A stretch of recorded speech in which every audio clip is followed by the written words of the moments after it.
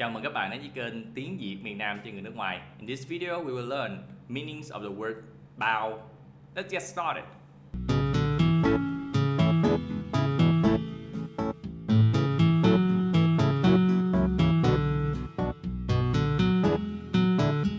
First of all, bao means to pay for. For example, when you invite your friends to go out and you want to pay for them, you say tôi bao. Look at this situation. Ê Phi, đi ăn đi. Trời ơi thôi, tôi đang ăn kiêng mà bữa giờ đâu có dám ăn uống gì đâu, bụng bự gần chết đâu có ăn được đâu, hiểu không? Tôi bao. Chừng nào đi. The second meaning means to guarantee. Anh ơi mua cam đi. Cam này ngọt không em? Ngọt, bao ngọt. Tươi không đấy? Bao tươi luôn. Để lâu được không? Bao lâu? 5 ngày. Bao lâu là để bao lâu cũng được á. Anh tưởng em hỏi là how long? Lon. How long? Em không có bán lon. Em bán cam không có bán lon. Thôi. Lấy cho anh ký đi. 1 ký nha. 100.000 1 ký. Sao mắc vậy? The last meaning is something that you use to wrap around. Also means a container, like a bag.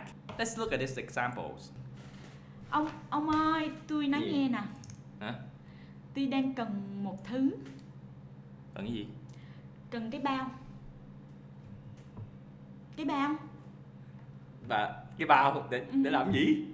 Thì đang cần. Mà muốn cái bao như thế nào? Nhỏ vừa thôi, không cần bự lắm. Nhưng mà của tôi là bự không mà. Nhưng mà ý bà nói là cái bao mà nó bằng cao su á phải không? Tôi nghĩ chất liệu nào cũng được mà. Để coi tôi còn không nha. Nè. Cái gì vậy? Thì cái bao. Không phải cái bao này. Cái bao gì? Cái bao ni lông, cái bao đựng đồ á.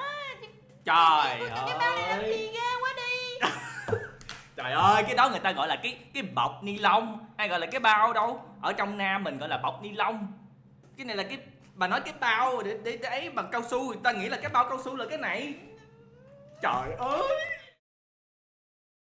So that's all for today. To have Skype lesson with us, check on the description. To have self-study courses, also check on the description. To see more videos in the future, click on the subscribe button, turn on the notification so you won't miss any future videos. See you next Wednesday.